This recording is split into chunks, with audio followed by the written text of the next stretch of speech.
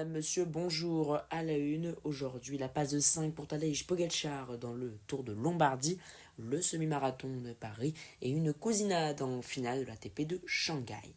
Avant de commencer cette édition, un petit mot pour vous présenter notre partenaire My Future Gift, que vous cherchez une idée de cadeau, que vous ayez une casquette ou un t-shirt à personnaliser, vous trouverez tout ce qu'il vous faut sur My Future Gift, décoration de maison comme accessoires sportifs. Alors tapez tout de suite dans votre moteur de recherche myfuturegift.com. Merci beaucoup de les soutenir, car en les soutenant, vous soutenez également l'œil du sport, votre média sportif favori.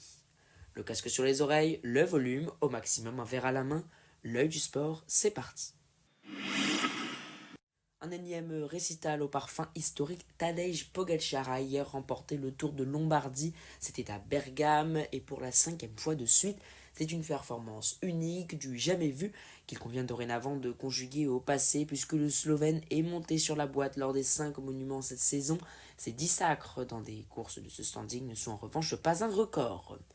Poggi n'a pourtant pas gagné à chaque fois, il a notamment perdu Milan-San Remo et Paris-Roubaix, qui ne figurent pas à son palmarès, mais cette saison il a égalé son meilleur résultat sur la Via Roma et fait des débuts impressionnants sur l'Enfer du Nord en terminant deuxième, juste derrière un certain Mathieu Van Der Poel.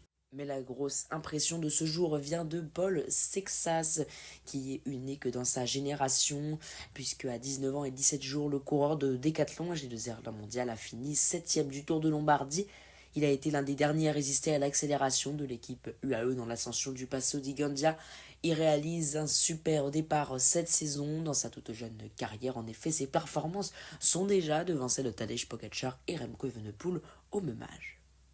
Aujourd'hui, Matteo Trentin a remporté Paris-Tours ce dimanche, réglant le sprint du groupe de contre revenu dans la dernière ligne droite sur Paul Lapera et Thibaut Gruel en tête depuis 36 km. C'était également les mondiaux de gravel avec sur la deuxième marche du podium en 2023 et 2024 Florian Vermeersch qui a enfin brisé le plafond de verre dimanche et devient champion du monde de gravel à Maastricht, c'est aux Pays-Bas. Le Belge a fait la différence avant le Bruxwallogue en lâchant le néerlandais Fritz Biestrebors. Le français ancien coureur professionnel sur route Romain Bardet participait. Malheureusement, il a dû abandonner suite à 2 crevaisons. Ce dimanche, c'était également le semi-marathon de Paris, finaliste du 500 000 mètres en septembre à Tokyo. Étienne Daguinois s'est imposé ce dimanche matin devant les quelques 33 000 coureurs engagés sur ces 20 km. Le Français a pulvérisé le record établi il y a 20 ans par le Kenyan Evan Kipchoge-Cheruiyot, 57-19, en terminant la course avec un chrono de 56 minutes et 18 secondes devant l'autre Français Emmanuel Rudolph Levis, 3e en 2024, et l'Espagnol Saïd Mechal. En football, le Ballon d'Or 2025, Ousmane Dembélé a été reçu en grande pompe dans sa ville natale, Évreux. Il y est venu pour présenter sa distinction à un public rassemblé et très nombreux. Il a d'abord été reçu sur le perron de la mairie par l'édile Guy Legrand en milieu d'après-midi en faisant la musique de la Ligue des Champions pour célébrer cette distinction individuelle qui récompense avant tout une superbe équipe du Paris Saint-Germain durant la saison passée. Mais des matchs également, en ce moment les qualifications pour la Coupe du Monde 2026 en Amérique du Nord. Vendredi, la Belgique et la Macédoine du Nord se sont séparées sur un score nul de 0 partout. L'Ukraine, dans le groupe de la France, s'est imposée 5-3 face à l'Islande. Victoire de l'Irlande du Nord, 2-0 face à la Slovaquie.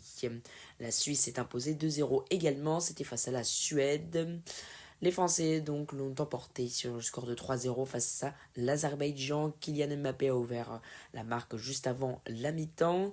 Le deuxième but de la part d'Adrien Rabiot à la 69e alors que Florian Thauvin, à peine entré en jeu, a marqué à la 84e minute. Les jeunes également avec la Coupe du Monde U20, l'Argentine s'est qualifiée en demi-finale sur le score de 2-0 face au Mexique. La Colombie s'est imposée également 3-2 face à l'Espagne. Le top 14 à présent avec les victoires de la SM Clermont, du Loup, du Racing 92, du Castres Olympique, de la section paloise, mais également du Stade français 26-24 face au Stade Rochelet. Les franciliens confirment ainsi leur très belle forme de cette saison. Le programme à présent ce soir, Stade Toulousain, Union Bordeaux-Bègles à 21h05, dernier match de cette journée de top 14. En Coupe du Monde de football U20 demain à 1h du matin, Norvège-France, afin de pouvoir accéder aux demi-finales. Les grands joueront également demain, mais en soirée. Islande-France est à suivre à 20h45. Les autres rencontres avec Pays de Galles, Belgique, Macédoine du Nord, Kazakhstan, Slovénie, Suisse ou par exemple Suède, Kosovo. Et pour terminer la belle histoire du week-end, c'est la cousinade en finale de l'ATP de Shanghai avec la victoire dans ce Masters 1000 de Valentin Vachereau, le monégasque, face au français Arthur Rinderknecht, 4-6, 6-3, 6-3. C'est sa 9e victoire de rang et Valentin Vachereau, 204e joueur mondial au début du tournoi, devient le joueur le plus mal cassé à remporter un ATP 1000. Voilà, vous savez maintenant tout. Merci beaucoup de nous avoir suivis. N'oubliez pas notre partenaire My Future Gift.